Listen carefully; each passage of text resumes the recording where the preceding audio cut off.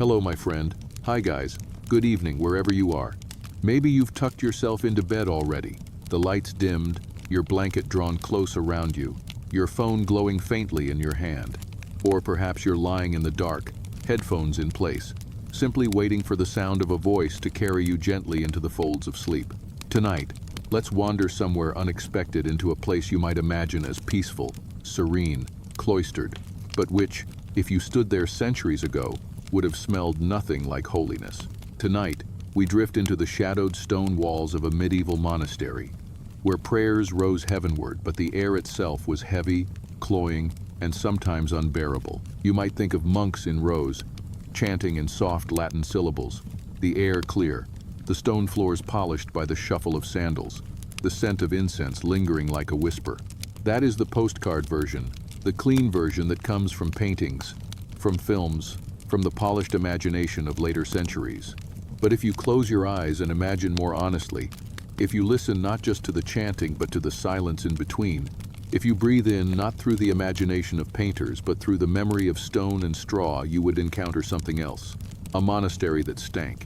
Why would a monastery stink? Isn't it the house of God, a place of order, silence, and spiritual purity?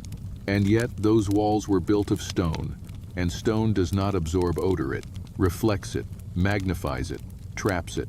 The lives inside those walls were rigidly structured, but rigid structures rarely allow for ventilation. Daily practices, no matter how spiritual in intent, carried with them the physical consequences of bodies, of food, of water, and of the sheer closeness of men who rarely bathed, who ate in refectories that never quite dried, who slept in dormitories filled with the musky dampness of wool and sweat. Have you ever stepped into a room that had been closed for weeks, no window opened, no air allowed to move, and felt the weight of the smell before you even noticed the furniture? Multiply that by years, by decades, by centuries of life contained within cloisters. And that is the quiet truth of why medieval monasteries, as holy as they seemed from the outside, were places of persistent and pervasive odor. Now, I don't tell you this to make you wrinkle your nose. Instead, I invite you to soften into it, to let it wash over you like the sound of distant rain. Think of the monastery not as a pristine spiritual refuge, but as a living organism, breathing in and out with the rhythm of human life. The smell is part of that rhythm. It is part of the pulse of history. If we can sit with it, if we can understand it, then we see monks not as distant figures on painted panels, but as men of flesh and breath, whose lives, like ours, were woven of sweat and earth and unglamorous necessity. So tonight, you and I will walk, slowly, gently, through those cloisters. We'll notice the stone underfoot, the way it grows damp in the morning dew, and never quite dries. We'll follow the monks to the refectory, and hear the scraping of wooden spoons, and catch the sour aftertaste of broth left too long in bowls. We'll pause in the dormitory, where the air is thick with woolen blankets, and where silence is broken not by conversation but by the deep, resonant snoring of dozens of tired men. And yes, we'll visit the latrines, the necessaria, as they were called, because even holy men had needs, and in their attempts to solve them, they created spaces that clung to the air long after the chanting ended. But first, let me ask you a few questions, the kind that reach across centuries, from their world into yours. Have you ever wondered what silence smelled like? Not the silence of your bedroom, but the silence of 30 men kneeling on stone, each breath mixing in the air, each body adding something invisible yet inescapable to the atmosphere. Have you ever thought about the way sanctity is never free of the body? That holiness comes with hunger, with digestion, with fatigue, with sweat? And that perhaps the very weight of holiness is inseparable from the earthy odor that clung to the cloister walls? The Middle Ages were not sanitized. Soap was scarce, baths were rare, and water itself was often mistrusted.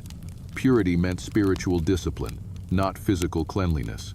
To be clean was to confess, to fast, to pray. The rest was incidental.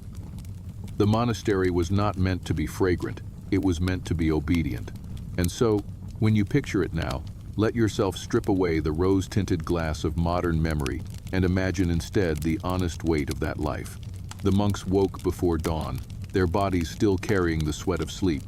They pulled on robes that were often unwashed wool, coarse against the skin, and they gathered together in the chill of morning, their voices rising but the air between them heavy with breath. Picture the cloister, a square of stone open to the sky.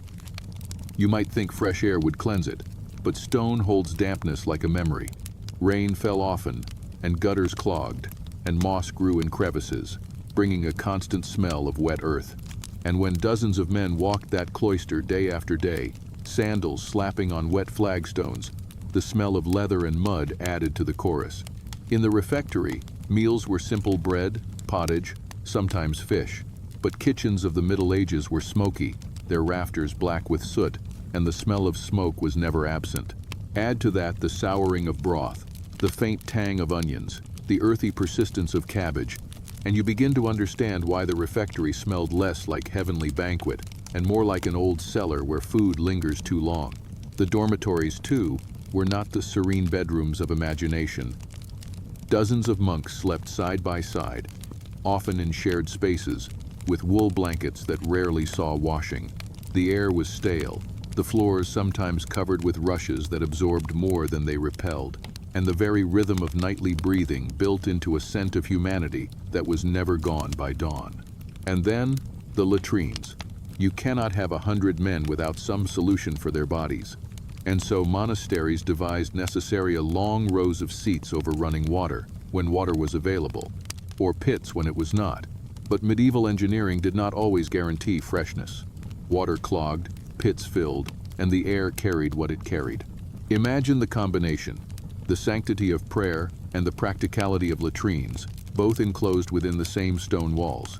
Yet I do not tell you this to diminish monasteries. Quite the opposite. I want you to see them as they truly were. Not ethereal visions floating above history, but grounded, earthy, real. Their prayers mattered more because they were prayed in spite of discomfort. Their devotion was deeper because it was not cushioned by comfort or fragrance. And the smell itself becomes a testimony that even holiness carries the scent of earth. So as you lie there drifting, let your mind wander into those cloisters. Let the weight of centuries of life press gently on your imagination. Smell the damp stone, the smoke of the kitchen, the wool of the dormitory, the unavoidable shadow of the necessaria. And remember that holiness is never disembodied. It is always woven into the breath and sweat of living. Tonight, we begin a journey together, not rushed, not hurried. We will move step by step, slowly, as the monks themselves moved through their hours. We will follow the rhythm of bells, of meals, of prayers, of silence. And as we do, we will notice the small, persistent realities that gave the monastery its odor, its texture, its truth. Not as an insult, but as an embrace of history. Because history is never pristine. It is lived, it is smelled, it is endured. And it is in that endurance that the beauty of devotion becomes real. So, settle yourself, breathe gently, know that you are safe, here and now, in your room. And together, we will let the stone walls of medieval monasteries close gently around us. We will listen to the chanting. We will walk the cloisters. And we will begin to understand why, in spite of the prayers, in spite of the incense, in spite of the silence, medieval monasteries stank. When the first bell rang in the darkness, it did not so much pierce the night as fold itself into it, a low and steady sound echoing against the cloister walls, calling men from their beds to prayer. Imagine it. The dormitory, heavy with the breath of dozens of bodies, wool blankets damp with night sweat, straw mattresses already sagging with years of use, and the faint smell of oil from lamps that guttered until they burned out sometime before midnight. The sound of the bell stirred men awake, and with them rose the sense that had built up through hours of sleep. It was not the clean awakening of a modern bedroom with crisp sheets and morning air drifting in through a window. There were no windows here, no cross breeze, only narrow slits in the wall that did little more than remind you that air outside still existed. The monks rose, pulling their habits close around them, the wool scratching, smelling faintly of lanolin, of unwashed fabric, of damp stone. And as they shuffled into the corridor, their sandals dragging across the flagstones, the air moved with them, stale and human, carrying the remnants of dreams into the day's first office of prayer. The church was colder than the dormitory, but not fresher. Its stone walls absorbed the damp and returned it, so that even in summer it carried the smell of perpetual winter, a blend of wax, soot, and mildew. The monks moved into their stalls, their voices lifting in chant, and here, perhaps, you imagine incense rising. Sometimes incense was burned, yes, but incense was expensive, and it did not mask so much as mingle. The smoke of incense curled into the smoke of tallow candles, both adding their own thickness to the air, both clinging to robes that were never washed, both settling into hair that was rarely cleansed. When 100 voices filled the air with harmony, the effect was beautiful, but beauty has a scent too, and here it was layered with centuries of wax dripping onto stone, of candle smoke rising and settling, breath upon breath, in a space designed to contain rather than release. And so even the prayer, even the sacred act, carried with it the quiet truth that human presence is never without odor. After prayer came the quiet shuffle back toward the dormitory, or directly to the cloister, depending on the hour. And there, in the gray dawn, the monastery truly breathed. The cloister was supposed to be the lungs of the monastery, the open space, the quadrangle where air might circulate. And yet stone, as I told you before, does not breathe as trees do. It holds dampness, it echoes footfalls, it collects moss. And when rain falls, as it so often did in northern climates, the gutters overflowed, and the smell of standing water lingered. Picture the monks walking through it, sandals wet, robes brushing the stone, the faint smell of mold rising with every step. For them, it was ordinary, invisible, part of life. For us, standing centuries away, it is a reminder that even sanctity lives in the material, that even holiness must contend with moss and mildew. When the monks gathered for their morning meal, the refectory greeted them with a different kind of atmosphere. Long wooden tables and benches stretched across the hall, the wood worn smooth by elbows, the grain of it darkened by years of use. The smell of wood itself was there, but layered upon it were meals past. Cabbage boiled until its scent clung to rafters, onions fried in the fat of fish, bread left to stale in corners, the perpetual tang of smoke from the kitchen fire that never truly died. The kitchen, with its open hearth, produced not only food, but a haze of soot that drifted upward and settled on beams. Those beams grew blacker with every year, dripping resinous smells into the hall below, so that even when the bowls on the tables were empty, the smell of meals gone lingered. The monks ate in silence, their spoons scraping bowls, their mouths chewing slowly, and the sound of eating became the only sound. But in silence, the nose takes over. In silence, every breath carries with it the faint sourness of pottage, the sharpness of onions, the earthy density of lentils. Silence itself smelled of cabbage. You might imagine that the lack of meat in many monasteries would lessen the stench. It did not.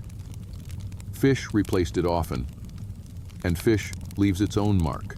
Salted herring, dried and then reconstituted, brought with it the brine of seas that monks never saw. The smell of fish clung to hands, to knives, to wooden bowls, and when water for washing was scarce or cold, it lingered long after the meal was done. Imagine sitting through hours of silence in a cloister, with your fingers faintly smelling of fish, with your breath carrying the echo of garlic, with your robe already holding the dampness of dawn. These are not details of disgust. They are details of life, lived as it was, without the perfumes of later centuries. After the meal, the day stretched into its rhythm of work and prayer, and here is where the smells multiplied. Work meant gardens, meant kitchens, meant scriptoriums with ink that carried the metallic tang of gall. Work meant stables too, for monasteries often kept animals. Cows, chickens, sometimes pigs, all had their place in the economy of the cloister, and though monks might not dwell with them, the smell drifted. Manure has a way of reminding you of its presence, carried on the wind, pressed into sandals, clinging to straw. The monks' sandals, after all, were not boots. They were thin, open, and every walk across the yard brought with it traces of mud that was never simply mud. Imagine entering the dormitory after a day of work, and the smell of straw from the stables mingling with the wool of blankets. These were not separate worlds, they overlapped, layer upon layer, until the cloister became an archive not only of prayers but of scents. And always, beneath it all, was the body. The human body does not stop producing odor simply because it is wrapped in wool or dedicated to prayer. Monks fasted often, and fasting produces its own scent, the breath carrying the sour tang of an empty stomach, the body perspiring differently under the strain of hunger. They worked in fields. They copied manuscripts in rooms with little air. They knelt on stone for hours, and sweat collected, dried, and collected again. Washing was rare, baths rarer still. In some orders, bathing was permitted only a few times a year, perhaps 4. The rest of the time, a quick rinse of hands and face might suffice, but the rest of the body was left to its own devices. Imagine decades of life lived that way, robes absorbing the sweat of seasons, never truly clean, only aired in the sun occasionally. And those robes, coarse wool, did not release what they held easily. They carried the memory of the body within them. The latrines, too, played their role. Some monasteries were advanced enough to build running water through channels beneath their necessaria, but water clogged, froze, failed, and when it did, the smell lingered. The latrine block was usually built over a stream or pit, with rows of wooden seats, no partitions, no privacy, only the communal act of necessity. Imagine it in winter, the cold air sharp, but the smell heavier, because water did not run freely. Imagine it in summer, the heat intensifying every odor. The monks entered in silence, sat, left, and yet the air was never silent. The necessaria was a reminder that bodies, no matter how spiritual their intentions, could not escape themselves. And when the wind was wrong, that smell drifted into the cloister too.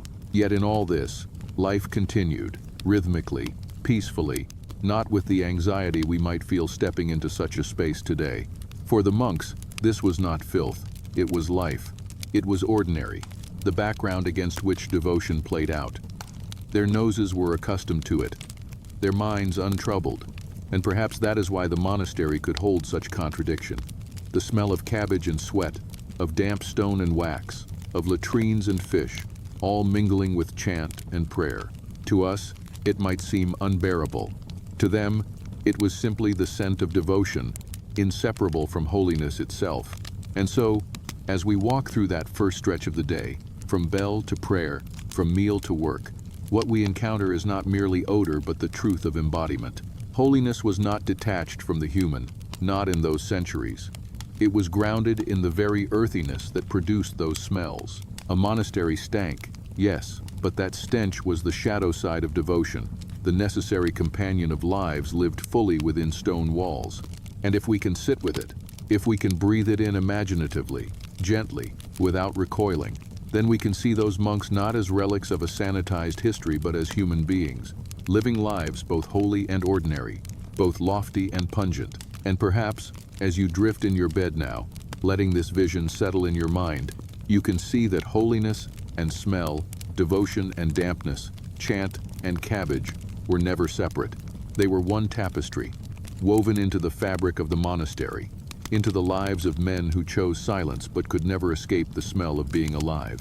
If the early hours of the monastery revealed the mingling of sweat, wool, candle smoke, and cabbage, then the hours that followed revealed something subtler, something woven into the quiet fabric of labor. For while the bell divided the day into prayer, into reading, into silence, into work, it was the work itself that left another set of imprints on the air, another residue of smell and texture that clung to the monastery like invisible moss. Consider the scriptorium, that hallowed place of writing, where monks bent for hours over vellum, quills scratching across skin, ink glistening in the dim light. You might imagine the scriptorium as a space of serene purity, the air hushed, the pages immaculate, and in a sense, it was. But even here, the reality of bodies and materials left their mark. Vellum was not paper, it was animal skin, scraped, stretched, treated. Even after drying, even after smoothing, it carried the faint tang of what it had been. In a room filled with dozens of sheets, the air was not neutral but faintly musky, like old leather mixed with lime, a scent both sharp and animal. And ink, made from oak galls and iron salts, carried its own metallic edge, so that every breath was tinged with iron, with tannin, with the faint bitterness of crushed matter. Imagine inhaling that for hours, day after day, your nose filled with the twin realities of skin and ink, your hands stained with black, that seeped into your fingernails. The work was holy, yes, but the holiness was not scented with roses. It was metallic, leathery, animal, earthy. The scriptorium was not well lit. Windows were narrow, drafts constant, and so lamps burned even in daylight. Those lamps, whether oil or tallow, smoked. The smoke mixed with the smell of vellum, with the ink, with the sweat of men leaning close to their work. And when the hours stretched long, when backs ached and hands cramped, the monks exhaled fatigue into the air, and that too had its scent. The breath of weariness, sour and slow, rising invisibly yet perceptibly. Silence did not mean absence. Silence meant amplification, every small odor magnified, lingering in the still air. And as you imagine that silence, let yourself notice not just the scratching of quills, but the undercurrent of musk, of soot, of iron. Holiness was never odorless. It was always lived through skin and ink and sweat. Step outside the scriptorium and into the garden, and you might expect relief. And in a way, there was. The monastery garden was a place of herbs, of vegetables, of ordered rows, meant to sustain the body and the infirmary alike. The smell of thyme and sage, of mint and rosemary, could indeed rise when leaves were crushed, when breezes stirred. But most of the time, the smell of the garden was not fragrant but earthy. Soil freshly turned had the weight of dampness. Fertilizer was not chemical but animal. Manure spread across beds to coax growth. That smell did not vanish in a day. It lingered, clung to sandals, rose with the morning dew. Imagine monks bent over rows of cabbages, the smell of earth mixing with the faint tang of manure, the air heavy with growth but not light. And when harvest came, the smell of onions pulled from soil, of garlic thick and pungent, of herbs drying in bundles, all filled the cloister with a fragrance that was not sweet but sharp, insistent, grounding. This too was sanctity. Hands in soil, noses filled with the rawness of earth. The kitchen, never far from the garden, took those herbs and vegetables and transformed them, but in transformation came more odor. Smoke was constant. Fish, when salted and fried, left behind an echo that clung to rafters for days. Lentils, peas, beans boiled and boiled again, released a faint sourness that seeped into wood and never left. And because meals were repetitive, the smell was cumulative. It did not vanish, but deepened, year after year, until the very walls smelled of cabbage. A visitor might notice it instantly. A monk, perhaps, no longer did. But imagine sitting in silence through a meal, the air thick with the smell of boiling and frying and smoke, and then carrying that smell in your robe as you walked back into the cloister. Silence was not empty. Silence was saturated, and beyond the garden and the scriptorium, beyond the kitchen and the refectory, lay the stables. The monastery was a self-sufficient world, and animals were part of that world. Cows gave milk, chickens gave eggs, sheep gave wool, and sometimes pigs gave meat. But each gave odor too. The cowshed smelled of hay and manure, the chicken coops of feathers and droppings, the pigsties of mud that was never just mud. Even if the monks did not live in the stables, the air carried traces of them, especially on damp days, especially when sandals pressed through yards that animals had crossed. A monastery was never entirely sealed from the life of its animals, and so the air of sanctity always carried an undertone of dung. But perhaps the most lingering odor came not from food or animals, but from the monks themselves in their ceaseless rhythm of prayer. Prayer meant gathering, shoulder to shoulder, hour after hour. Prayer meant bodies in wool, breath rising together, sweat accumulating even in stillness. Imagine the choir stalls after a long day, after many offices, robes heavy with dampness, the air unrefreshed. Incense, when it came, was not so much a cleanser as a layer, sweetening the surface but never removing the undercurrent. And incense itself, burned too often, grew cloying, thick, sticky in the throat. Monks prayed not in air that was fresh but in air that was already heavy with themselves, and that heaviness was part of the devotion. Holiness did not float above life, it sank into it, saturated it. And yet, within that saturation, there was endurance.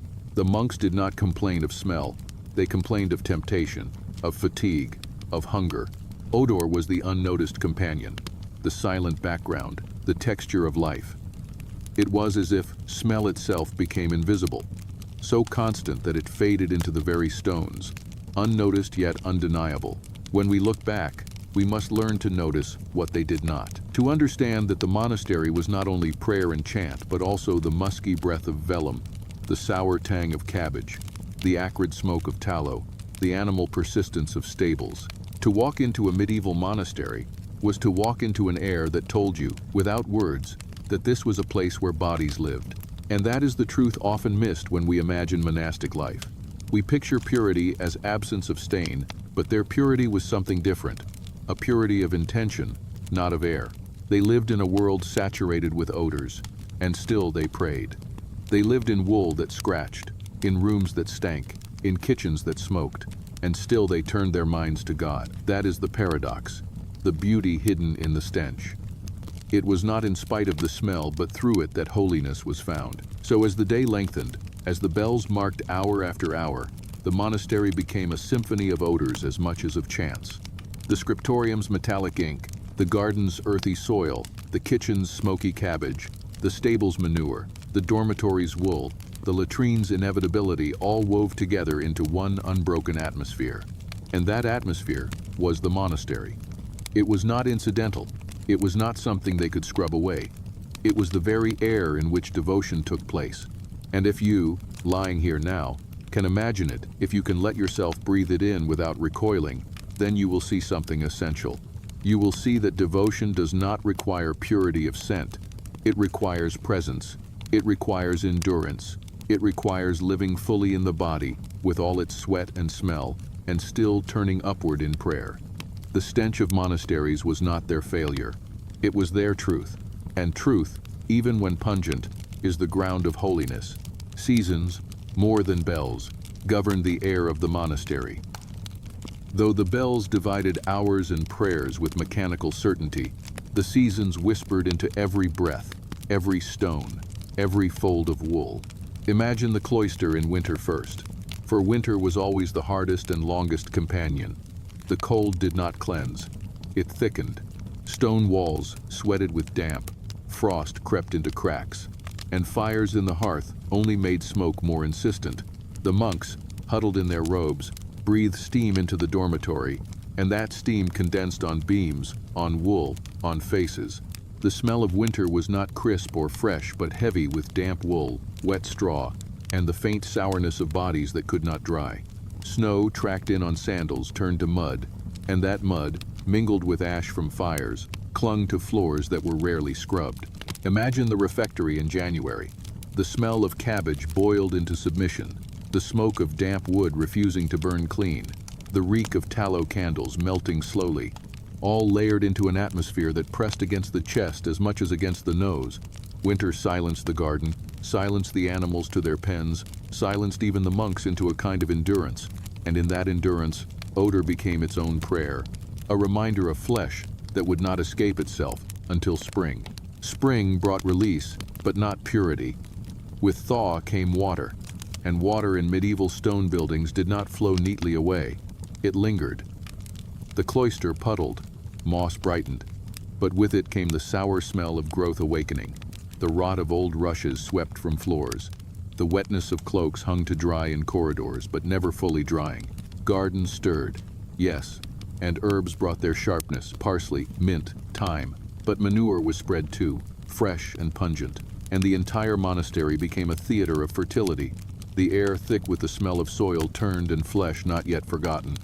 Chickens returned to scratching, cows to pastures, and the air carried their presence more insistently than silence could conceal. Even in the scriptorium, when the air warmed enough to open a shutter, the breeze carried both blossom and dung, a mingling that was not contradiction but the truest expression of spring. Prayer in spring meant breathing the smell of new onions, of garlic, of damp soil, of wet wool, finally drying under a pale Sunday. Summer seemed kinder, yet heat brought its own burdens. Heat made sweat rise faster under wool, made the dormitory unbearable, made the refectory reek with the intensity of food left too long. Fish spoiled if not salted well, broth soured in hours, milk turned quickly, and the kitchen struggled against time itself. Flies came, buzzing, persistent, attracted to everything that breathed or boiled. The latrines, always precarious, turned sharp under the summer sun. their smell drifting farther, lingering longer. Monks in prayer wiped sweat from brows, their robes sticking, their breath carrying the sourness of heat. The cloister baked, stone releasing the sun's heat back into the air, and the herbs dried sharp on their stalks, their scent intensified but not sweetened. The smell of dust rose, the smell of sweat deepened, the smell of everything multiplied. And yet, summer also gave respite, fruit ripening, bread rising with yeast that carried its own comfort, hay drying in fields and filling barns with the scent of sun-cured grass. Summer was abundance, but abundance never came without odor. Autumn was the season of storage, of harvest, of preparation, and its air was crowded. The smell of apples stored in cool rooms, onions hung in braids, herbs drying in rafters, smoke curing meat, all filled the monastery. The air was not empty but busy, heavy with preparation. Fermentation added its own tang. Ale brewing, cabbage turning into sauerkraut, milk into cheese. Each process a reminder that preservation was transformation, and transformation was never odorless. The cloister smelled of wood smoke and earth, of barns filled, of the faint sweetness of grain. And yet autumn also meant rot. Leaves damp on the ground, rushes in halls already souring, the first hints of mildew returning as rain fell heavier. It was a season of fullness, but fullness pressed against the senses until prayer itself felt fermented, seasoned with the musk of storage. Each season carried its palette, and together they painted the monastery not in pictures but in scents. Winter's damp wool, spring's manure and herbs, summer's sweat and sour broth, autumn's smoke and fermentation. These were the incense of monastic life, more constant than frankincense, more honest than any candle. Imagine living year after year, cycle after cycle, until the smell of each season became predictable, comforting in its very inevitability. A monk did not need a calendar to know the time of year. He only needed to breathe. The monastery was an olfactory clock, marking not hours but seasons, not minutes but centuries. And yet, beyond the physical, seasons shaped the imagination too. Winter taught endurance, the smell of smoke that suffocated more than warmed, the heavy wool that smelled of sheep rather than cleanliness, all reminded monks that the body was frail, that heaven was distant but necessary. Spring taught renewal. The pungency of manure alongside blossoms reminded them that life and death, rot and growth were inseparable. Summer taught humility. The body sweated, food spoiled, latrines overflowed, and yet prayer continued. Autumn taught gratitude and sobriety. The monastery smelled of fullness but also of rot, reminding them that abundance was fleeting, that preservation was never perfect. If you close your eyes now, you might imagine those seasons layering one upon another, the air shifting but never clean, always marked by something. You might see monks walking through cloisters with heads bowed, not because the air was unbearable, but because humility was learned in scent as much as in silence. And perhaps you, lying in your bed tonight, breathing the filtered air of the present, might sense how extraordinary it is to have freshness at will, to open a window, to light a candle, to wash a robe, to change sheets, all luxuries unimaginable within medieval stone. The monks endured without choice, but in enduring, they found rhythm, and in rhythm, they found sanctity. So the monastery lived through its seasons, not in purity, but in persistence, each odor a thread in the tapestry of devotion. And that tapestry, once you notice it, is not revolting but strangely beautiful, because it reminds us that faith has always been practiced in the thick of life, never apart from it. If the cloister was the lung of the monastery, the infirmary was its wound, quiet but never silent, hidden but always present, a place where the fragility of flesh announced itself with every sigh, every rattle of breath, every scent that lingered longer than incense ever could. Step gently into that chamber, and the first thing you notice is not a sight but a heaviness in the air, the way sickness makes the atmosphere thicker, as if time itself refuses to move forward. Beds of straw lined in rows, some with curtains, some bare, each holding a body that prayed in silence or groaned in weakness. Each body its own furnace of odors, sweat clinging to fever, breath souring with infection, wounds whispering their presence in scents that needed no words. Monks cared for their brothers here, and care was not antiseptic, not sterile, not detached. It was bodily, intimate, filled with contact that left traces. To wash a wound was to smell it. To feed the weak was to smell the spoon after it left the lips. To sit vigil was to breathe what they breathed, to inhale the slow march of mortality. The infirmary was close to the garden for a reason, and you might imagine the sweet consolation of herbs drifting in, lavender and mint and rosemary soothing the air. And yes, sometimes that was true, but more often the herbs were brought in not as fragrances but as poultices, crushed into pastes, boiled into broths, their sharp smells mingling with the sharper realities of the body. The scent of garlic, used as medicine, clung to hands and breath. The bitterness of wormwood rose from cups. Vinegar stung the air where wounds were washed. Imagine those scents layered over the musky damp of straw mattresses, the sourness of sweat-soaked woolen blankets, the faint ammonia of urine left in pots not yet emptied. This was not a place of healing scented with cleanliness. It was a place of endurance, of mingling odors that told the truth of life pressed close to death. And yet, in that heaviness, there was also tenderness. A monk feeding another with trembling patience. The spoon dipped again and again into broth that smelled of leeks and marrow, the steam rising into both of their faces. The infirmerer, keeper of this space, moving between beds with hands that always smelled faintly of vinegar, always tinged with the musk of herbs carried in pouches at his waist. The rhythm of prayer here was quieter, less grand than in the church, but it carried its own scent: beeswax from candles set low, oil from lamps turned down, the faint smoke of smoldering herbs meant to fumigate, but never quite succeeding. It was a rhythm of whispered psalms, of breath labored and shallow, of incense used less to sanctify than to cover, to sweeten the reality of decay without erasing it. Illness itself had an odor, and monks knew it. The fevered body gave off a heat that smelled of salt and sourness. The body failing gave off sweetness turned wrong, the kind of smell that lingered in the nose long after leaving the room. Wounds smelled metallic at first, then earthy, then something else entirely, something unmistakable. And death, when it came, did not arrive quietly. It announced itself through the air, through the weight of a scent that filled the infirmary before anyone spoke the final prayers. The infirmary brothers recognized it, braced themselves for it, and folded it into their prayers.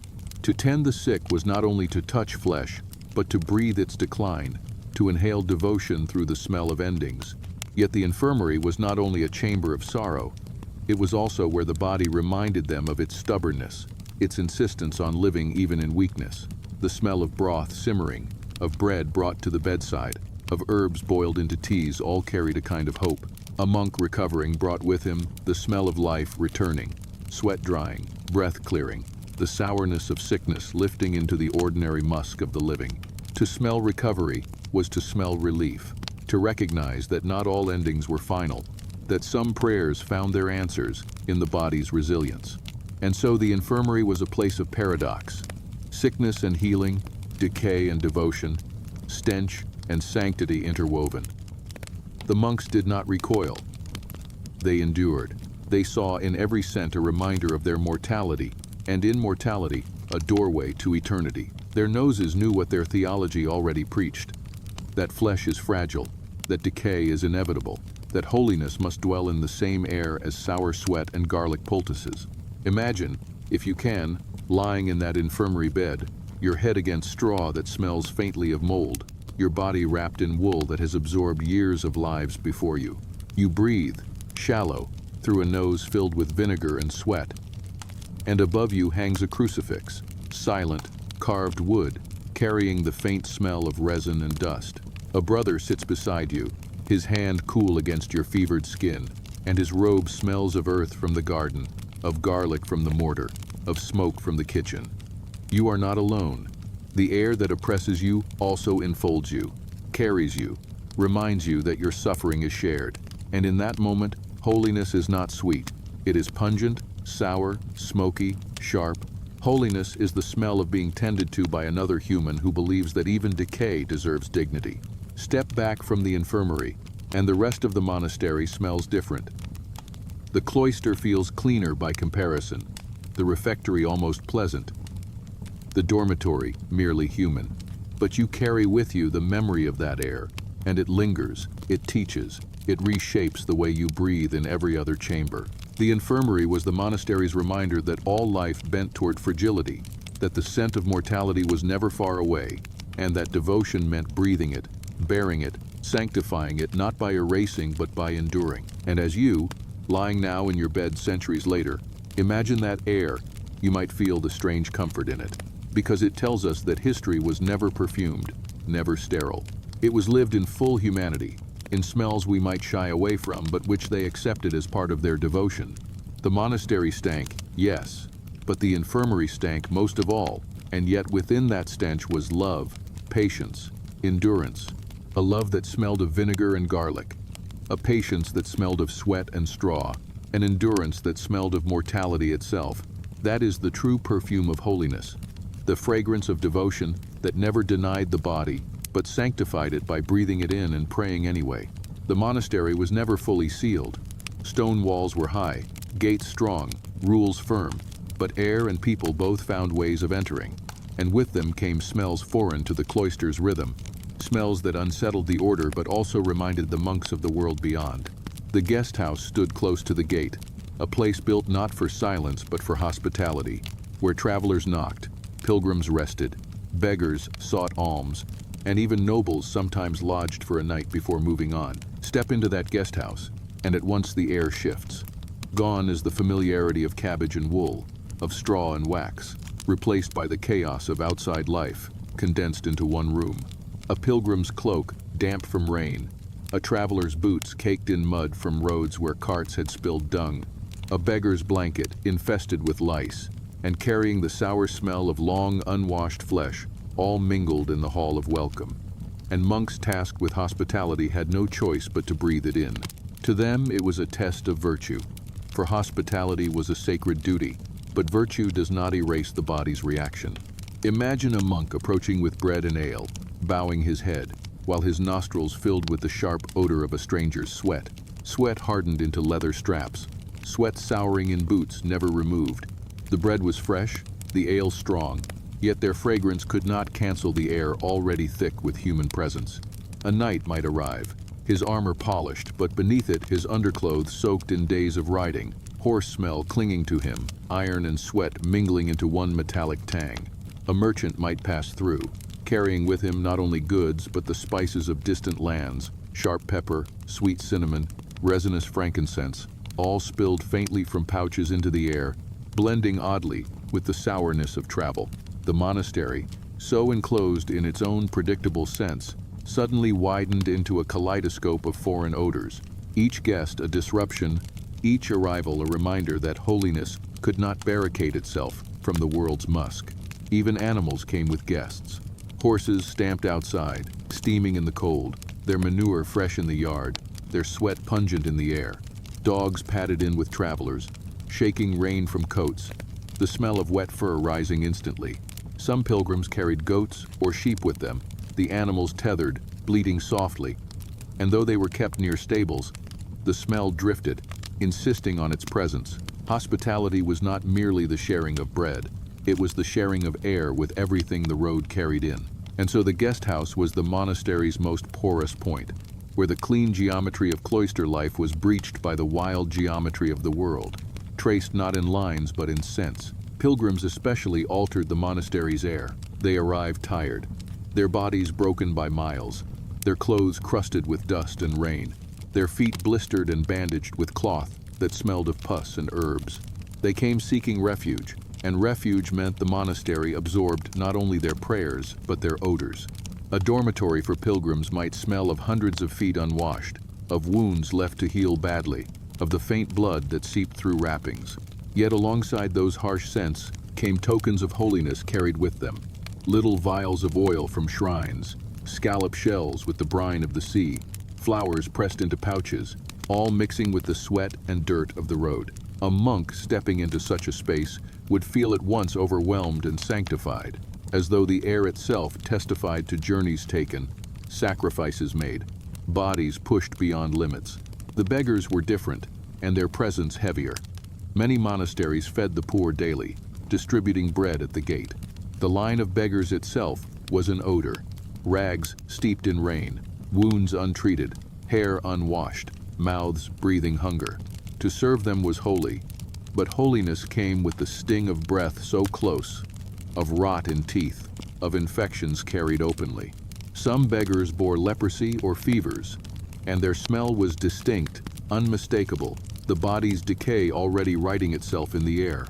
The monks who served them did so with downcast eyes, not in revulsion but in recognition, understanding that in those scents lay the truth of humanity stripped bare.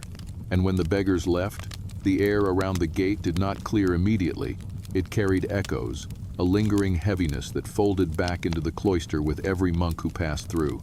Sometimes nobility arrived, and their presence brought another layer.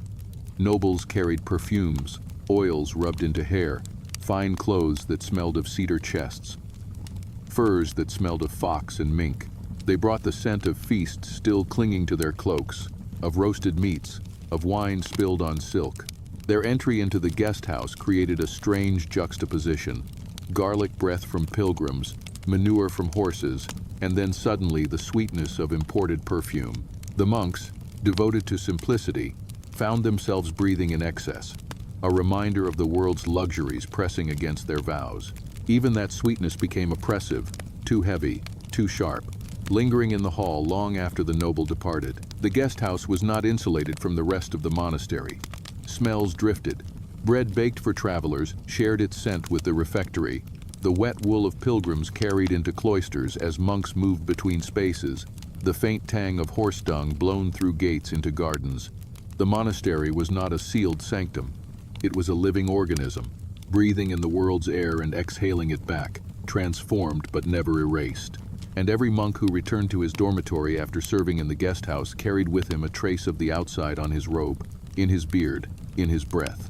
Other monks smelled it, faint but noticeable. And the cloister was reminded again that the world beyond the wall was never absent. And perhaps this was the monastery's truest paradox. Built to withdraw from the world, it could never escape it. Every guest brought reminders not only of pilgrimage and poverty, but of the sheer persistence of humanity, bodies pressed against road and weather, carrying their truth and scent. The monks might long for silence, for stability, but the air itself betrayed the porousness of life. Hospitality was never clean. It was pungent, sour, sharp, sweet, overwhelming, and yet it was holy. For in receiving those scents, the monastery received the world itself, enfolding it, praying with it, bearing it. Imagine it now, the cloister at night, the guest house full, pilgrims snoring in rows, travelers rolling in straw, monks moving quietly with lamps. The air is thick, sweat, smoke, damp wool, horse outside, bread baking still, garlic and wine. A monk pauses in the doorway, breathes in, and instead of recoiling, bows his head. For even this is part of the rhythm. Even this is prayer. To endure the odor of strangers is to endure the truth that sanctity cannot float above the human. It must kneel down into it, breathe it fully, and find holiness not in escape but in embrace. And so the monastery stank not only of itself but of the world it served. Its air was layered, multiplied, unsettled, and in that unsettling lay its sanctity. For what better offering could monks make than to breathe in the world's musk and transform it into chant? What better prayer than to take in the odor of poverty and wealth alike and exhale psalms into the rafters of stone? If the guest house opened the monastery to the world, the kitchen pulled the world into its very heart, because it was here that every scent of survival gathered, boiled, smoked, and rose upward into the rafters before seeping through corridors to cling to stone and cloth alike. Kitchens in monasteries were not tidy corners of cleanliness. They were sprawling hearths, blackened with soot, walls sticky with years of smoke, beams dark as night from the oil of countless fires. And when you stepped into one, what struck you first was not sight but a blast of air, thick and layered, smoke biting at your throat, steam dampening your face, and beneath it all the raw musk of food in every stage of becoming. Onions sharp as knives, fish briny and insistent, bread yeasty and warm, broth souring slowly as it lingered in the corner pot, meat scarce but unmistakable when it was there, releasing a sweetness that clung even after bones had been stripped bare. The kitchen never slept, for even when the fire burned low at night, the ashes still whispered their own scent. that faint, bitter tang of wood gone cold but not forgotten. And when dawn came, those ashes flared again, smoke curling upward, clinging to hair, robes, hands, so that any monk assigned to kitchen duty carried the kitchen with him back into prayer. Imagine the choir stalls filled with men whose robes smelled faintly of cabbage, garlic, wood smoke, and bread, an orchestra of odors rising beneath the chants. Invisible but inseparable, the monastery's liturgy was sung not only in voices but in the sense they carried from kitchen to cloister. Bread was the constant, the monastery's heartbeat. Loaves rose in ovens built into walls, ovens that never cooled entirely, their stone bellies releasing waves of heat and smell. Yeast lived in those walls, invisible but unyielding, and the smell of rising dough became as familiar as the bells themselves. Fresh bread was sweet, almost intoxicating in its simplicity, but bread aging on shelves carried another scent, harder, more sour, hinting at the staleness that would soon come. Monks chewed it anyway, softened in broth, dipped in ale, its scent filling refectories with quiet testimony that holiness was sustained by crust and crumb. And when bread burned, as it sometimes did, the acrid sting of charred crust lingered long, crawling into the nostrils of every passerby, reminding all that even sustenance could turn bitter in a moment's neglect. If bread was the heartbeat, ale was the blood. The brewery hummed beside the kitchen, great vats bubbling with grain, steam rising in warm clouds that carried the thick smell of malt, sweet at first but turning sour as fermentation deepened. Walk past it, and the air was heavy, sticky, clinging to throat and hair, a reminder that the monastery lived not only on prayer but on drink. Ale was safer than water, and so it was everywhere. On lips in refectory silence, in bellies at night, in breaths that mingled during chant. The smell of ale was not contained. It clung to robes, to beards, to cellars where barrels waited in the dark, damp wood saturating with liquid, seeping, staining the very air. The monks did not speak of drunkenness, for they were measured, but the monastery always smelled faintly, as if it breathed out malt, as if the cloister itself exhaled yeast. Fish was the frequent guest of the kitchen, salted herring most often, its scent sharp, metallic, inescapable. Salt clung to skin, to barrels, to knives, and the fish itself, once soaked and cooked, left behind an odor that did not vanish when the meal ended. Picture the kitchen beams, black with soot, but also faintly glistening with fish oil rising year after year.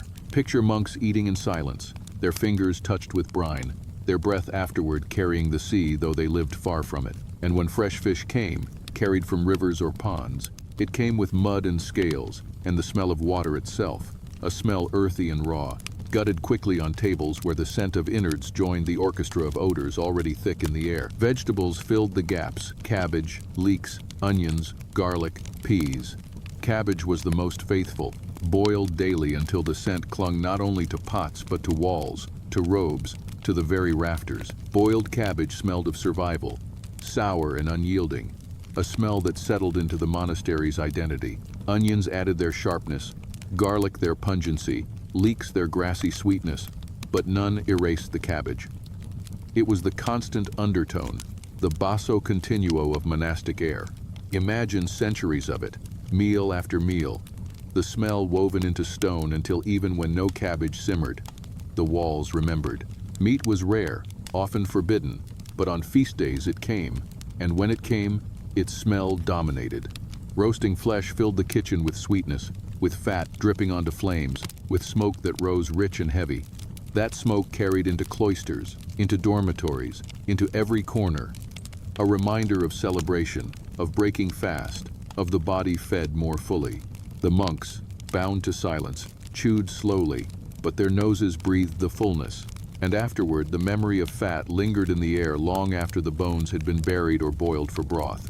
Feast days had a smell as much as a taste, and it marked the monastery in contrast to its usual sour simplicity. The kitchen was also where scraps collected, where waste fermented, where the smell of abundance turned to the smell of rot.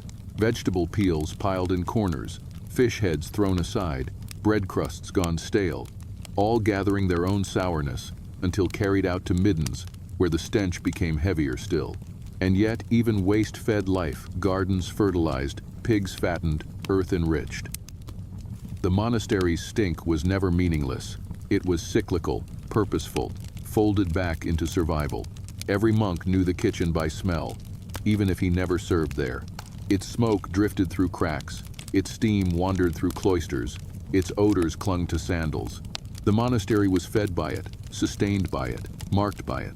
Prayer and scripture might have sanctified the monks, but cabbage and bread and ale scented them, gave their devotion a musk that was unavoidable, undeniable. The monastery stank because it cooked, and it cooked because it lived. If you stand now, centuries later, in the ruins of a monastery kitchen, you might see only stone arches, empty ovens, soot still blackening walls. But imagine leaning close, pressing your nose to that stone, and smelling not dust, not emptiness, but the ghost of cabbage, of fish, of bread rising and burning, of ale fermenting, of smoke curling endlessly upward. The walls remember, the stones carry what the air once bore. And as you lie in bed tonight, listening to these words, imagine that heaviness, that fullness, and understand that holiness was not lived in silence alone. It was lived in kitchens that smoked and stank and nourished, in breweries that bubbled and soured, in refectories that breathed cabbage and ale into every prayer. The monastery's odor was its life, and without it, its sanctity would have been only stone, never flesh. Night in the monastery did not fall gently. It pressed itself against the walls with a kind of inevitability, as if the day's last prayers simply dissolved into darkness and left the monks with nothing but themselves, their bodies folded into wool, their breaths rising into a common air. The dormitory was not private, not individualized, not scattered with belongings as a modern bedroom might be. It was collective, a long hall lined with straw mattresses or simple pallets, sometimes curtained, sometimes bare, each narrow bed no wider than the space needed for a single man to lie down. And yet, though the bodies were separate, the air was not. It was shared, saturated, heavy with the musk of wool and straw, the faint smoke of tallow lamps extinguished just moments before, and the undeniable scent of men who carried the day's labor with them into their sleep. Imagine the first silence after Compline, the final prayer of the night. The bell ceased. The monks filed into the dormitory in silence, sandals whispering against stone, the rustle of wool filling the hall. They lay down, pulling coarse blankets over themselves, and the room grew still. But silence in such a hall was never empty. It was filled immediately with soundless exchange, the smell of breath exhaled, the warmth of bodies seeping into straw, the faint creak of bed frames, the sigh of wool shifting. Even before sleep came, the air thickened, as if the very act of settling transformed the dormitory into a living lung, breathing in unison, exhaling a rhythm that filled the space more completely than chant had done in the church. And then came sleep, or something like it. Sleep in a room of dozens is not an individual act. It is collective, a negotiation of sounds and scents. One man's breath slow and even, another's interrupted by snores, another's caught by coughs that carried into the air a reminder of sickness not yet gone. The smell of breath itself grew stronger in the dark, no longer diffused by movement, concentrated instead. A mingling of garlic, eaten at supper, of ale drunk in silence, of the sour tang of fasting still etched in the stomach. Breath is invisible, but in that room, it became tangible, layering over itself until the air was no longer neutral, but thick, clinging to the nose, to the throat, pressing down on anyone awake enough to notice. Straw mattresses had their own scent, musty and faintly sweet, but also sour when damp. Straw was rarely replaced, only topped up, and it absorbed everything. Sweat from summer nights, damp from winter air, the occasional stain of urine or vomit from a sick brother. Covered in coarse linens that were seldom washed, the straw exhaled its memory into the night, so that lying down meant lying into a history of bodies, each bed a palimpsest of lives layered upon one another. Wool blankets, too, carried their musk, lanolin sharp, never quite free of the sheep it had come from, never quite rid of the sweat it absorbed nightly. To pull such a blanket around oneself was to breathe deeply of animal and man entwined. The dormitory smelled of feet as much as faces. Sandals left at bedsides, feet uncovered or half-wrapped, hardened with calluses, cracked from labor, gave off their own distinct musk. Imagine dozens of them, enclosed in the same air, No perfume, no soap, only the earthy truth of skin pressed into leather, pressed into stone, pressed into straw. And when the weather was cold, when windows were shut, that smell intensified, condensed, as if the dormitory itself was sweating along with its inhabitants. But night was not only sleep. The rule demanded rising for matins, the midnight office, when the monks left their beds and shuffled back to the church. Picture it, the dormitory suddenly stirring, blankets thrown back, the smell of warm bodies released into the cold air, wool rustling, sandals slapping, the faint whiff of sweat freshened by movement.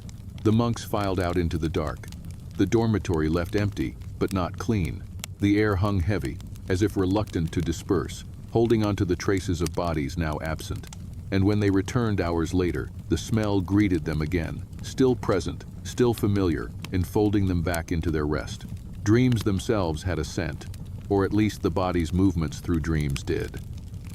Fevered dreams produced sweat sharper, saltier, pungent, even through wool. Peaceful dreams left the body still, the air unchanged. But nightmares, prayers wrestled in sleep, illnesses creeping unnoticed, all left their trace in the night air. The monks may not have spoken of dreams, but the dormitory smelled of them. It smelled of struggle, of release, of fear, of fatigue. It smelled of mortality woven into the silence of prayer.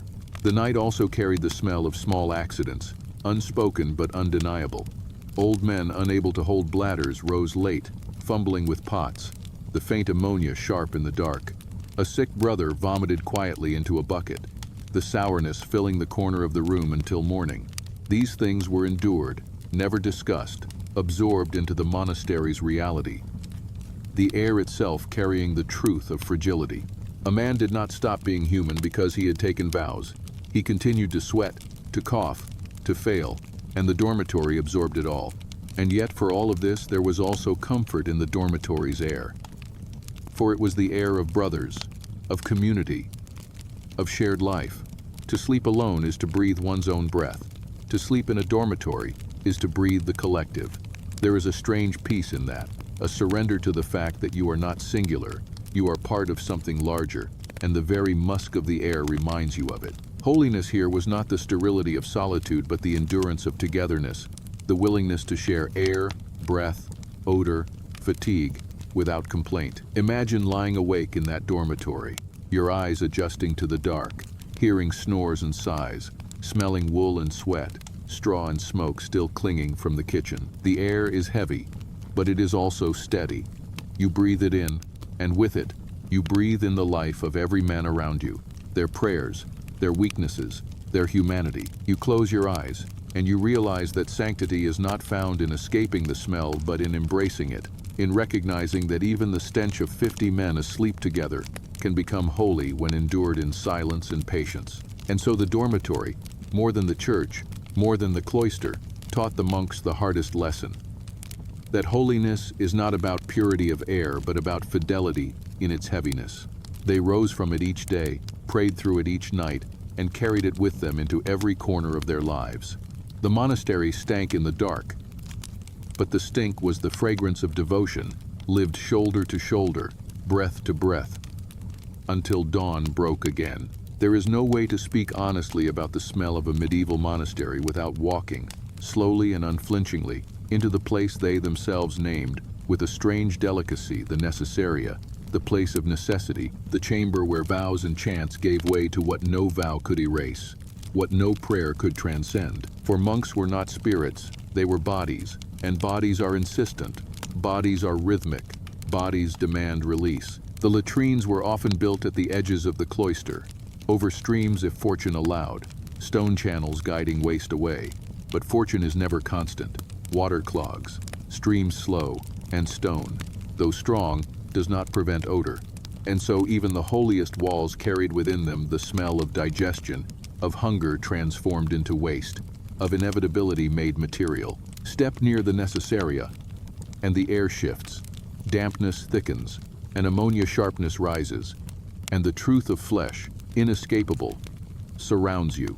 The monks entered in silence, as with everything, rows of stone or wooden seats, no partitions, no privacy, just men sitting side by side, their robes drawn up, their sandals on damp floors, their bodies confessing in ways words could never capture.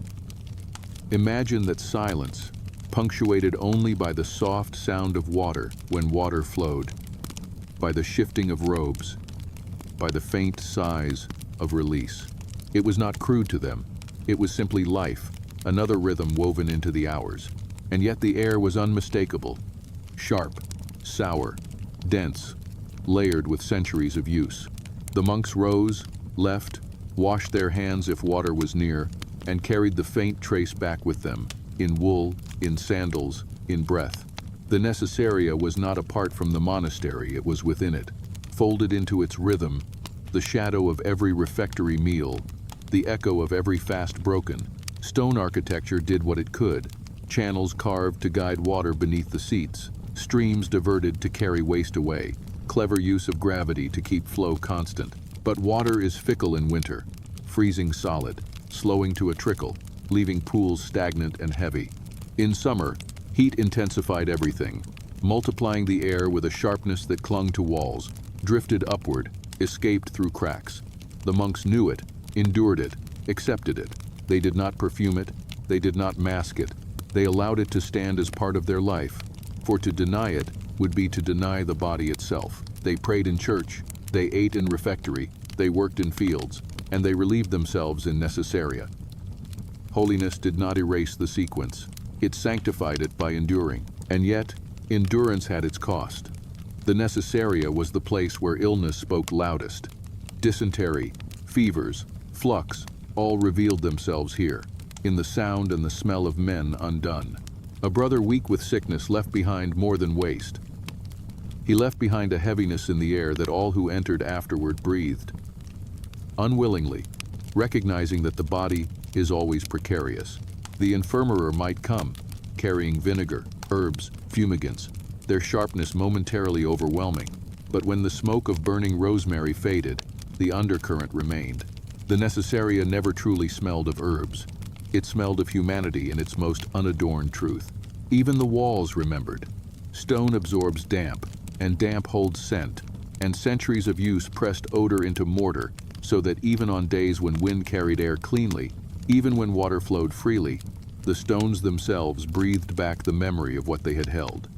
Monks sitting side by side in silence breathed that memory, accepted it, endured it. To us, it may sound unbearable. To them, it was ordinary. In fact, it was so ordinary that they rarely remarked upon it. For what use is there in lamenting what cannot be escaped? Better to fold it into the rhythm of bells, to allow it to stand as another reminder that flesh cannot be transcended, only sanctified through patience. But think of the paradox. Monasteries were often admired by travelers for their cleanliness, their order, their flowing water, their carefully designed necessaria compared to the filth of villages where waste lay in streets. And in a sense, it was true. The monks engineered their spaces better, channeled water more cleverly, contained what others left scattered. Yet even at its best, the necessaria was never free of odor. Clean compared to a village does not mean clean compared to a modern imagination. The monastery stank less of chaos but more of concentration, its air thick with the compressed, enclosed truth of bodies multiplied. Night brought its own rhythm to the latrines. Monks stirred from the dormitory, robes wrapped tight against cold, sandals slipping on damp stones, and the latrine lamps burned faintly, tallow smoke mixing with the sharper ammonia. Imagine stepping into that cold chamber in darkness, the sound of water faint, the smell insistent, the silence thick. To relieve oneself, there was to participate in a communal rhythm, to accept without shame what was shared, and then to return to bed, carrying faint traces back, folding them again into the collective smell of sleep. The monastery was a closed circuit, refectory to dormitory to necessaria and back, a cycle of smell that defined life more than incense ever could. And there is something strangely tender in that, something honest. For in the necessaria, all men were equal. The abbot sat as the novice sat, the infirmerer as the gardener, the cantor as the cellarer. Rank dissolved when robes were lifted, when necessity claimed them, when silence allowed no distinction. The smell did not discriminate. It enveloped all, democratized all. reminded all that bodies, however disciplined, share the same fate. Perhaps that was holiness too, not in denial, but in acceptance, in learning humility from the air itself. Close your eyes now, and imagine that air, sharp, damp, heavy, filling stone corridors, clinging to wool, never absent. It is not pleasant, but it is true, and in that truth lies a deeper kind of peace. For what is holiness, if not the willingness to live fully within truth, even when truth smells of waste and water, of stone and silence? The monastery stank because it lived, and it lived because it embraced even the necessaria as part of devotion. To pray in church was to lift voices above odor. To sit in latrines was to bow heads within it.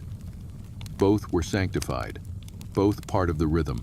And so the monastery teaches us, centuries later, as we lie in comfort, in clean air, in solitude, that holiness is not found in escaping the stink of life, but in breathing it, enduring it, folding it into prayer until even the necessaria becomes part of the liturgy. The stink was not the failure of the monastery. It was its honesty, its unflinching acknowledgement that to be human is to stink, and to be holy is to endure it together, in silence, until the bell calls again. If the dormitory and necessaria revealed the monastery's air in its most immediate form, then the cellars and storerooms revealed it in its deepest time. For here the monastery did not breathe with the rhythm of hours, but with the slow patience of seasons, even centuries. Step down into a cellar, and the air changes instantly, colder, heavier, damp in a way that never leaves your bones. It smells not of life passing quickly, but of life stored, life slowed, life pressed into barrels, sacks, and shelves. The first thing that strikes you is the smell of stone itself. Stone that has drunk water for decades. Stone that exhales damp like a memory, carrying with it the faint musk of moss and mold that even constant sweeping cannot erase. It is not an odor of filth, but of endurance, of stone refusing to forget the rains it has absorbed, of earth reminding every monk that permanence comes with dampness clinging to it.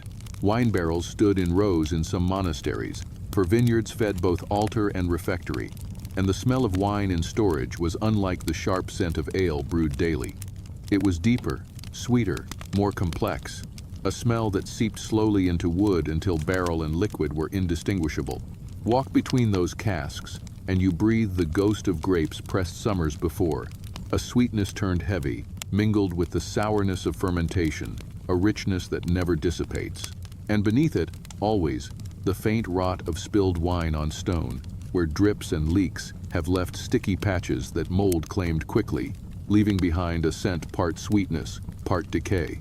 The monks descended to fetch wine for mass, for feast, for medicine, and with them rose again into the cloister that faint trace of sweetness and sourness mingled, clinging to their robes, carried upward into spaces where prayer met grape. In pantries the smell shifted, sharper, busier, layered with grains in sacks, herbs hanging in bundles, dried fish salted to hardness, cheeses ripening on wooden boards.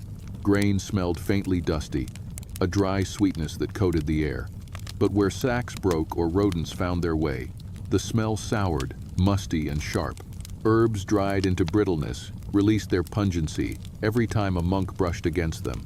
Sage, earthy, rosemary resinous, thyme sharp, lavender faintly floral. They did not mask the smell of fish, though, for salted fish, hung or stacked was always insistent, metallic and briny, its odor seeping into wood, into the very shelves. Cheese brought another note, ripening not in sterile rooms, but in cool storage, releasing a musk that was sharp, fatty, alive, never mistaken for anything else. Enter the pantry, and you walked into an orchestra of smells that spoke not of devotion but of survival, of planning, of storing against hunger, of preparing for winter. The monks called it prudence, but the nose called it complexity, a mingling of earth, sea, milk, and herb that no incense could fully cover. Deeper still were cellars where nothing fresh lived, only the slow work of aging, of waiting. Barrels of ale, wheels of cheese, salted meats, each carried a scent that told of transformation, of the patience of time. And in corners too dark for torches to penetrate fully,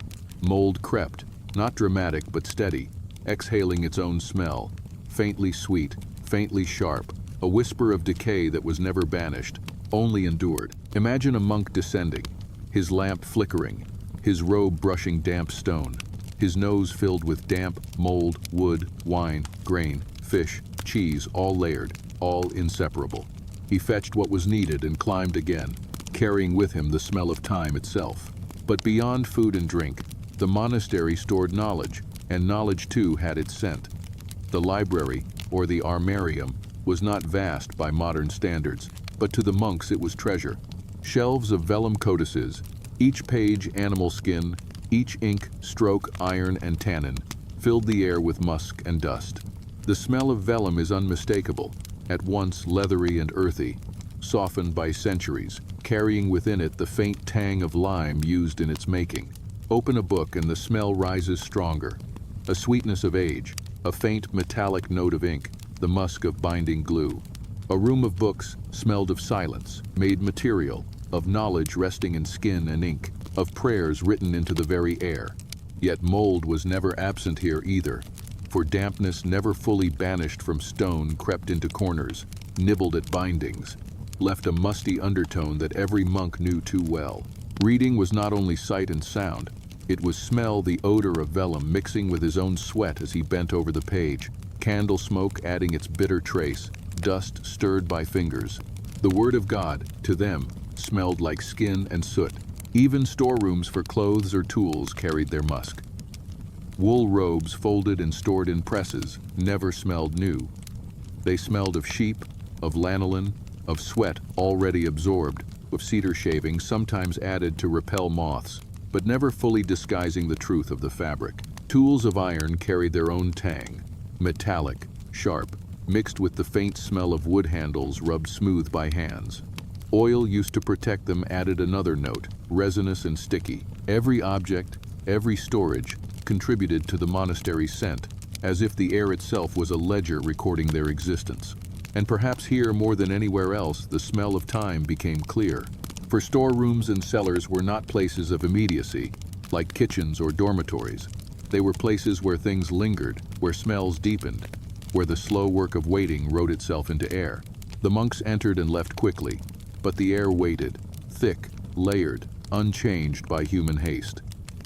A cellar smelled the same in morning and midnight, in winter and summer. It was permanence, persistence, a kind of olfactory eternity that reminded monks that their prayers too were stored, lingering, never vanishing. Close your eyes and picture it. The cloister above, bright with chants, and below, the cellar dark, damp, breathing its slow, heavy breath. A monk descending feels the shift immediately, the sudden damp on his skin, the sudden heaviness in his nose, the smell of centuries pressing on him. He carries up a loaf, a jar, a book, and with it he carries the air itself, mingled into his robe, into his beard, into his breath. The cloister above thinks itself separate, but it is not. It is fed by the cellar, nourished by the pantry, enlightened by the library.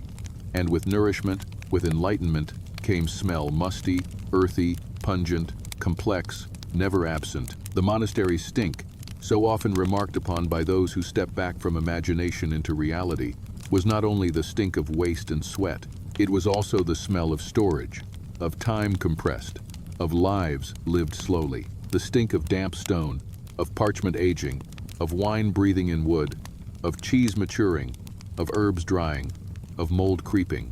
To breathe in a monastery was to breathe in centuries, the nose carrying the weight of endurance as much as the eyes. And perhaps that is the lesson these hidden chambers whispered most, that nothing is pure, nothing is odorless, nothing is untouched. Everything carries a scent, everything transforms the air.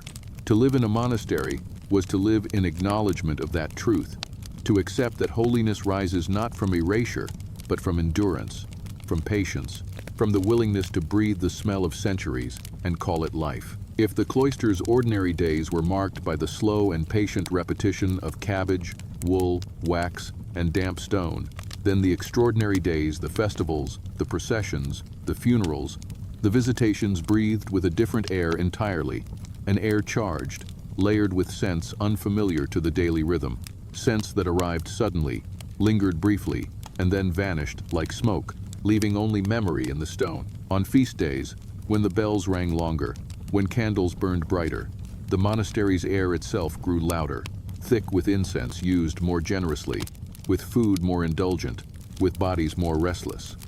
The church was no longer perfumed only by the faint thread of a single censer, but drowned in waves of frankincense. Clouds so thick they curled into rafters, clung to stone, settled on robes until every man smelled of resinous sweetness. That sweetness could be overwhelming, dizzying even, and behind it, the body's musk still persisted, so that what rose heavenward was never pure incense, but incense mixed with sweat, with wool, with breath. And the kitchens, on feast days, worked themselves into frenzy, spilling aromas into every corridor. Meat, rare on ordinary days, roasted and crackled, fat dripping into flames, filling halls with a sweetness that turned cloying if you lingered too long. Ale brewed stronger, wine poured more freely, bread baked richer, butter spread thicker, and the air became saturated with indulgence. The monks ate in silence as always, but their silence on feast days carried a different weight, their breath sweetened by wine, their robes infused with roasting fat, their dormitories that night heavy with the smell of feast passing through bodies not accustomed to abundance. The monasteries stank differently on feast days, not of poverty and survival, but of fullness, of excess, of celebration pressed against walls that usually knew only discipline. Processions carried another kind of air. For when the monks moved together through cloisters and fields, when they carried relics or banners, the smell of wax and flowers joined the air. Flowers, fresh and temporary, offered scents almost forgotten in daily life. Lilies sharp and sweet, roses heavy and intoxicating, herbs strewn beneath sandals releasing their oils with each step. But even then, the air was not only fragrance, it was sweat from bodies walking under sun. It was the tang of dust stirred by feet. It was the sourness of breath carried into chants. The relics themselves, encased in gold or wood, sometimes carried the faint smell of resin or oil used to anoint them, and the faithful who came to venerate brought their own musk. Peasants unwashed, nobles perfumed, children smelling of earth. A procession was a river of odors, flowing, mingling, rising like prayer itself, never pure, always mixed. Death changed the air most of all. When a brother died, the infirmary gave way to the chapel, and the body, washed in water and wine, anointed with oil, lay in the church. The smell of death was not erased by ritual. It was only folded into ritual's perfumes. The oil used to anoint clung sharp and resinous. The wine dabbed on lips soured quickly. The candles around the bier smoked more heavily than usual, as if straining against the inevitable sweetness of decay already beginning. Monks knelt, chanted, their breath mixing with the air of death, their robes absorbing the odor so that even after burial the cloister smelled faintly of it, a lingering memory of mortality carried in wool. The grave itself, when opened, added its own earthy musk, damp soil rising, the freshness of ground disturbed, the heaviness of stone displaced. Funerals marked the monastery not only with sorrow but with scent, teaching each monk again what he already knew, that one day his smell, too, would join the air, linger, vanish into stone. Visitations brought disruption of another kind, for when bishops or nobles arrived, the monastery air filled with odors foreign to its usual palate. Perfumes cloying and floral, oils heavy with musk, silks carrying the faint smell of cedar from chests, boots smelling of polished leather. Even horses brushed with oils all entered the cloister, pressing against the monk's vow of simplicity. The guest house thickened with the sweetness of wealth, and monks assigned to serve felt the dissonance sharply. Their own robes smelled of cabbage and smoke, the visitors' cloaks of rose oil and myrrh. For a day or two, the air of the monastery was not its own but borrowed from the world beyond, saturated with foreign scents, uncomfortable in their richness. And then, as suddenly as they came, the visitors departed, leaving behind only faint traces, perfumes lingering on benches, oils absorbed into stone, gone by the next season. Even celebrations of the liturgical year left their mark on the air. Easter meant flowers gathered in armfuls, their pollen thick in the church, their scent heady, overwhelming after months of winter's mustiness. Christmas meant evergreens dragged in, their resin sharp, their sap sticking to hands, their needles dropping to the floor with a smell that clung for weeks. Lent meant absence, no meat, no dairy, no feasts, and the air then smelled sharper, thinner, dominated by smoke from thin soups, by the musk of fasting bodies, by the hollow scent of emptiness itself. Each season of the church year smelled as much as it sounded. Each feast and fast marked in the nose as much as in the calendar. But perhaps the most striking thing about these ruptures was how quickly they faded, how quickly the extraordinary surrendered to the ordinary again. The incense clouds dispersed, and cabbage reclaimed the refectory. The flowers wilted, and wool reclaimed the dormitory. The perfumes of bishops drifted away, and damp stone reasserted itself. Death was buried, feast was digested, and the monastery returned to its steady rhythm, its ordinary stink, its familiar air. The extraordinary did not erase the ordinary. It only reminded them of it, made it sharper, made it dearer. And so, the monastery's air was not one note but a symphony, sometimes quiet, sometimes loud, sometimes sweet, sometimes unbearable. On feast days, it sang with incense and roasting meat. On death days, it whispered with oil and soil. On visitations, it shouted with perfume and leather. But always, beneath it all, persisted the same truth, the smell of bodies, of wool, of stone, of smoke, of time. The monastery stank, yes, but it stank differently with every turn of the calendar. Every bell rung for joy or mourning. Every visitor welcomed. Every brother buried. Its holiness was never divorced from air, but revealed in it, revealed in the endurance of both ordinary and extraordinary sense, in the willingness to breathe them all and call them life. And if you, lying now in quiet, safe air, imagine this, you may feel a strange gratitude, for you know freshness at will, purity on demand. But they knew endurance. They breathed air saturated with life in all its forms, ordinary meals, extraordinary feasts, sickness, death, visitors, flowers, perfumes, and still they prayed. Their sanctity was not in escaping smell, but in accepting it, in knowing that holiness is always mixed, always layered, always both cabbage and incense, both sweat and frankincense, both wool and rose oil. And that is why the monastery stank not as a failure, but as a truth that lingers in stone even now, waiting for anyone who breathes close enough to listen. And now, after wandering through cloisters and kitchens, through dormitories and cellars, through gardens, stables, guest houses, infirmaries, and even the latrines, we come at last to the edge of this long, lingering journey. And perhaps you feel as though you have not simply listened but lived inside those walls, breathing the same heavy air, letting it cling to you as it clung to them. You might find yourself surprised at how something so unromantic, so ordinary, so pungent as smell could carry so much history, could reveal so much of what it meant to live a life of prayer in the Middle Ages. Yet that is the quiet truth of history. It does not survive in clean abstractions or polished portraits. It survives in the stone that sweated damp, in the wool that scratched the skin, in the cabbage that soured in the pot, in the incense that smothered but never erased, in the body that stank and still sang. Monasteries were built to hold silence, but silence is never empty, and the silence of their walls was thick with odors that spoke louder than bells. Think of the monks now, not as figures frozen in paintings or shadows cloaked in holiness, but as men who endured, who lived, who carried on each day not by escaping the world, but by embracing it through their noses as much as through their prayers. They did not have the luxury of fresh air at the turn of a handle, nor the cleansing flood of soap at every hour. They had only patience, endurance, faith that holiness could dwell even in damp straw and sour broth. They prayed in the air they had, not the air they wished for, and in doing so, they sanctified what we might recoil from. Perhaps that is the deepest lesson the monastery did not smell despite its holiness. It smelled because holiness had chosen to live fully within flesh, within soil, within stone.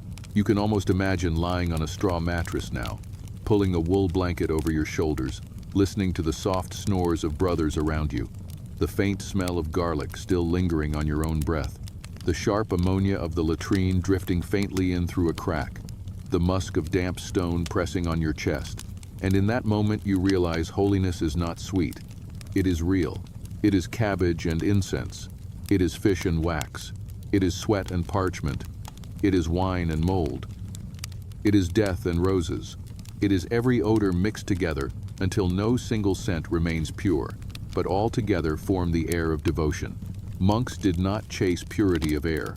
They learned to pray in impurity, and perhaps that is why their prayers were strong, because they rose not from a place untouched, but from a place fully touched, fully lived, fully endured. And now, centuries later, as you lie in your own bed, surrounded by comforts those monks never dreamed of, linen clean, air filtered, windows wide, you can breathe with ease, but perhaps you can also breathe with memory. The memory of what it was like to live when the air itself pressed on you. When to breathe was to share in the closeness of dozens. When to pray was to inhale the weight of humanity. You might feel grateful for what you have, or you might feel wistful for what they had. A kind of communal endurance we can hardly imagine. A sanctity forged not in comfort but in persistence. The Monasteries Stank. But within that stink was honesty. And honesty is the truest fragrance of all. So let yourself drift now. Let the air of your own room fill your lungs, clean and quiet. And let your mind wander back through cloisters and kitchens, through libraries and gardens, through guest houses and cellars, through infirmaries and dormitories, and finally into the necessaria itself, until you realize there was never any corner of those walls untouched by odor, never any hour unscented, never any prayer unsaturated. That is history, not the polished image of saints, but the lived smell of sanctity. And as you drift, perhaps you carry that truth with you into sleep. That holiness has always smelled like life itself. And when you wake tomorrow, you might find yourself breathing the air of your own day differently, noticing the faint smell of morning coffee, the clean scent of soap, the subtle musk of sheets, and remembering that even these are history. Even these will one day be the scent of our time. Monks did not know they stank. They only knew they lived. And so do we. Thank you for walking with me through this journey, my friend. If you found comfort in this long drifting path, if the voice of history soothed you toward rest, I invite you to come back again tomorrow, when another story will unfold.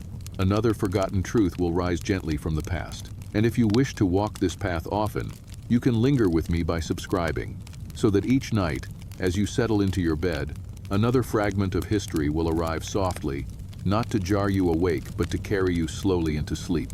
Until then, close your eyes, breathe the air around you, let it fill your lungs, let it remind you that you are alive, and know that somewhere, deep within stone walls centuries old, monks once breathed just as you do now. Good night, and rest well.